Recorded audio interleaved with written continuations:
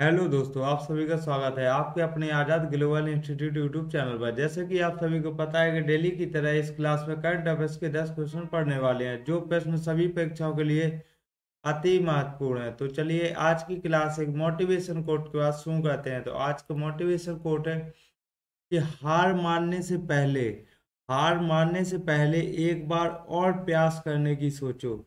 तो चलिए आज की क्लास शुरू करते हैं। आज की क्लास का पहला क्वेश्चन है।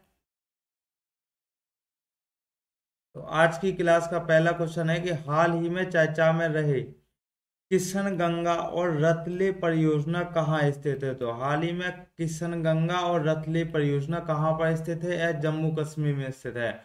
तो किशनगंगा परियोजना और रतले परियोजना, यह दोनों की दोनों परियोजनाएं जम्मू कश्मीर में स्थित हैं।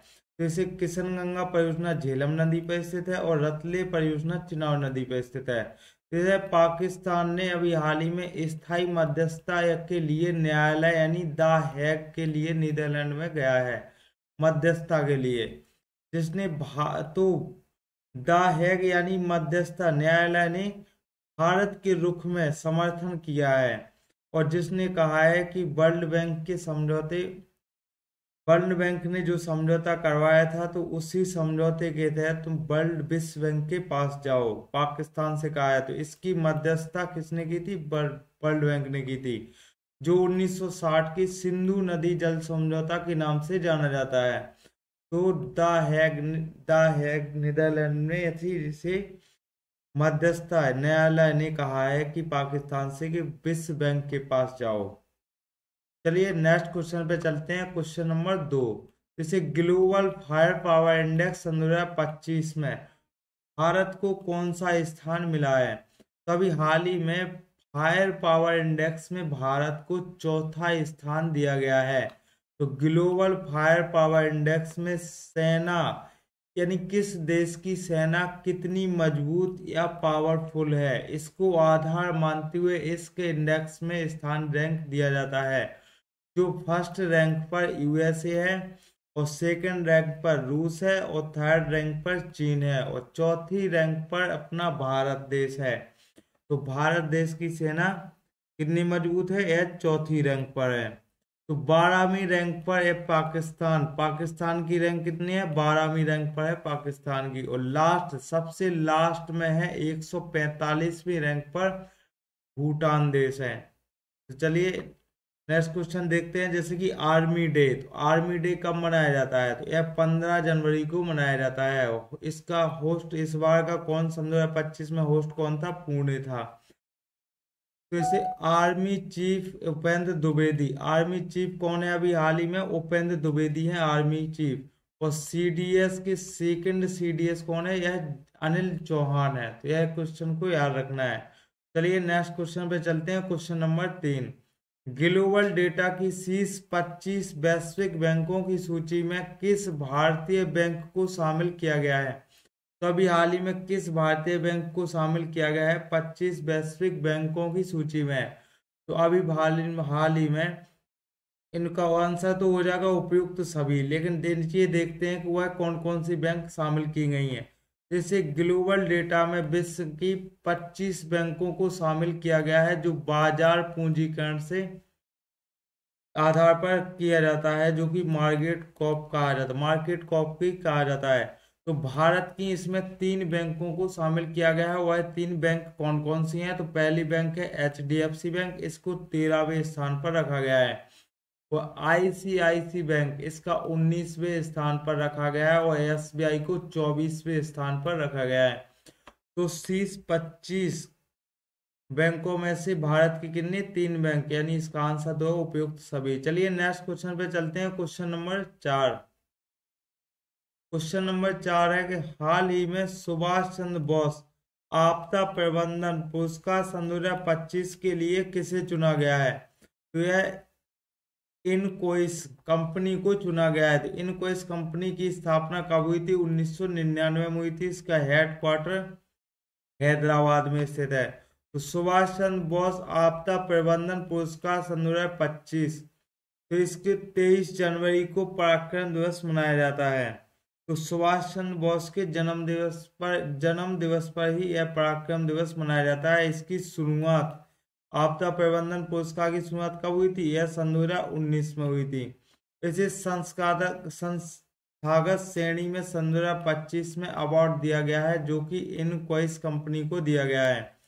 इनक्वाइसिस की फुल फॉर्म देख लेते हैं, जो कि भारतीय राष्ट्रीय महासागर सूचना सेवा केंद्र इसकी फुल फॉर्म है। तो इस अवार्ड में संस्थागत श्रेणी को जब यह अवार्ड दिया जाता है तो उसको राशि 51 लाख रुपए दी जाती है, जब संस्था को प्रदान किया जाता है। और जब किसी व्यक्ति को प्रदान किया जाता है तो इसमें 5 लाख रुपए राशि दी जाती है। कितनी राशि दी जाती है? 5 लाख रुपए राशि दी जाती है। चलिए नेक्स्ट क्वेश्चन पे चलते हैं। Question number 5। क्वेश्चन नंबर 5 देख लेते हैं। क्वेश्चन नंबर 5 में कहा गया है कि वर्ष सन 2025 में फिडे शतरंज विश्व कप का मेजबान कौन होगा? तो वर्ष सन 2025 में फिडे शतरंज विश्व कप का मेजबान देश कौन होगा? यह भारत देश होगा। इसमें फिडे शतरंज विश्व कप सन 2025 का होस्ट कौन रहेगा? इंडिया दूसरी बार इंडिया होस्ट रहने वाला है, जो कि 31 अक्टूबर से 27 नवंबर तक के लिए होस्ट रहेगा। तो दूसरी बार सन 2002 में इसे हैदराबाद में हुआ था, जिसके विजेता विश्वनाथ आनंद थे। और 44वें शतरंज ओलंपियाड चेन्नई 44वें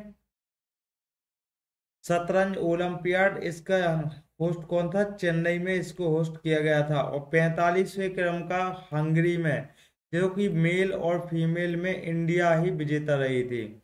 और सन 2023 के वर्ल्ड कप सिंगापुर में आर प्रज्ञानंद ने सिल्वर पदक जीता है। चलिए नेक्स्ट क्वेश्चन पे चलते हैं। Question number 6। तो प्रतिवर्ष राष्ट्रीय मतदाता दिवस कब मनाया जाता है? तो राष्ट्रीय मतदाता दिवस 25 जनवरी को मनाया जाता है, क्योंकि राष्ट्रीय मतदाता दिवस 25 जनवरी को मनाया जाता है। और इसकी शुरुआत 25 जनवरी 1950 चुनाव आयोग की स्थापना की गई थी। तो 25 जनवरी 1950 को चुनाव आयोग की स्थापना की गई थी, इलेक्शन कमीशन ऑफ इंडिया, जिसके प्रथम मुख्य निर्वाचन आयुक्त किसे नियुक्त किया गया था? जो सुकुमार सेन थे। और वर्तमान में इसके कितने मेंबर होते हैं? तो इसमें एक मुख्य न्यायाधीश तथा 2 सदस्य होते हैं, टोटल 3 सदस्य होते हैं। और मुख्य निर्वाचन आयुक्त के वर्तमान कौन है? वर्तमान में मुख्य निर्वाचन आयुक्त है राजीव कुमार।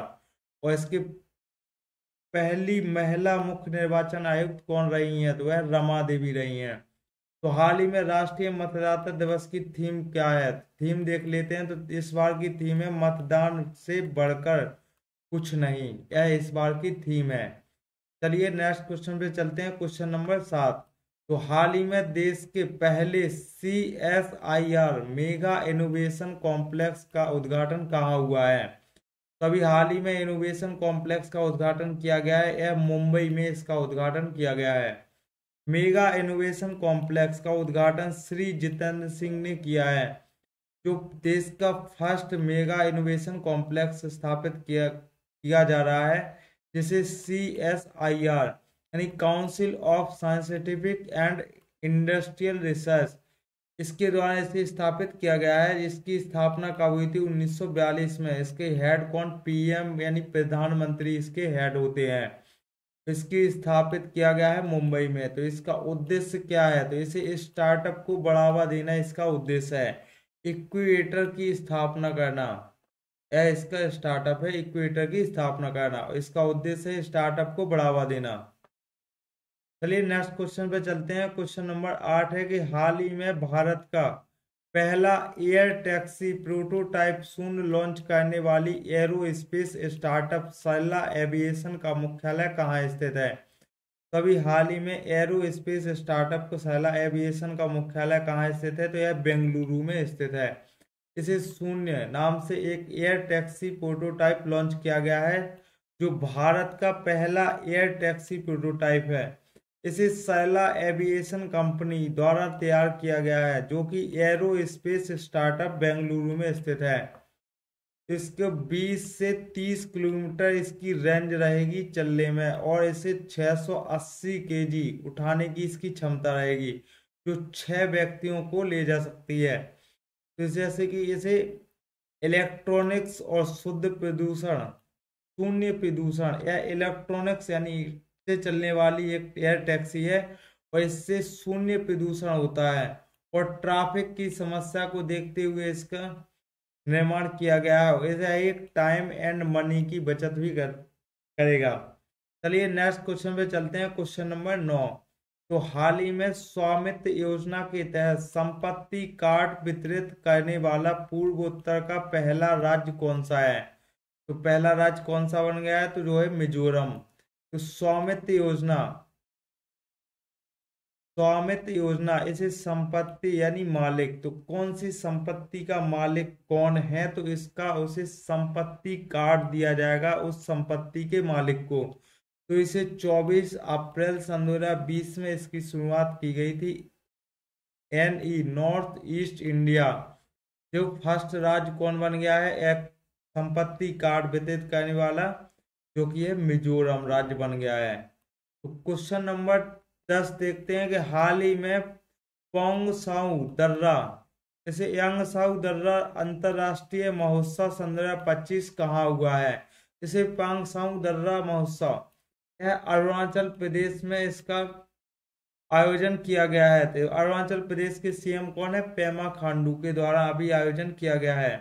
तो अरुणाचल प्रदेश के नोंगपोंग स्थान पर इसे आयोजित किया गया है। भारत या म्यांमार के बीच एक दर्रा है, पटकई की पहाड़ी पर स्थित है, तो पोंगसोंग दर्रा। और इसे जापानी सेना एंड मित्र देश के मध्य संघर्ष स्थान के इस महोत्सव मनाया जाता है, जो कि सेकेंड वर्ल्ड वॉर के टाइम पर से मनाया जाता है। चलिए आज की क्लास यहीं पर समाप्त करते हैं। आई होप कि आप सभी को यह क्लास पसंद आई होगी। तो वीडियो को लाइक करें और ऐसे ही लगातार डेली करंट अफेयर्स की वीडियो देखने के लिए चैनल को सब्सक्राइब करें और बेल आइकन दबाना ना भूलें। चलिए आज के लिए इतना ही। जय हिंद दोस्तों।